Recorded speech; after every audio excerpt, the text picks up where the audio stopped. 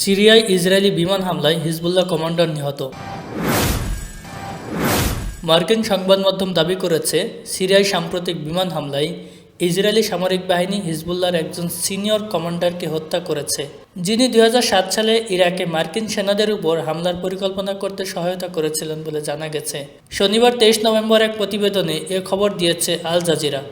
নাম প্রকাশে অনিচ্ছুক এক মার্কিন প্রতিরক্ষা কর্মকর্তার উদ্ধৃতি দিয়ে এনবিসি নিউজ জানিয়েছে, আলী মুসা দাগদুক, যিনি মার্কিন সেনাদের উপর কারবালায় অভিযানের প্রধান ভূমিকা পালন করেছিলেন, যেখানে আমেরিকান নিরাপত্তা দলের ছদ্মবেশে যোদ্ধারা একটি ঘাঁটিতে প্রবেশ করেছিল, গুলি চালায় এবং 5 মার্কিন সেনাকে হত্যা করেছিল। ঊর্ধ্বতন প্রতিরক্ষা কর্মকর্তা এনবিসিকে বলেছেন, কখন বা কোথায় সিরিয়ায় হত্যাকাণ্ড সংঘটিত হয়েছিল তা তাৎক্ষণিকভাবে স্পষ্ট নয়, বা এটি বিশেষভাবে দাগদুককে লক্ষ্য করেছে কিনা তাও স্পষ্ট নয়।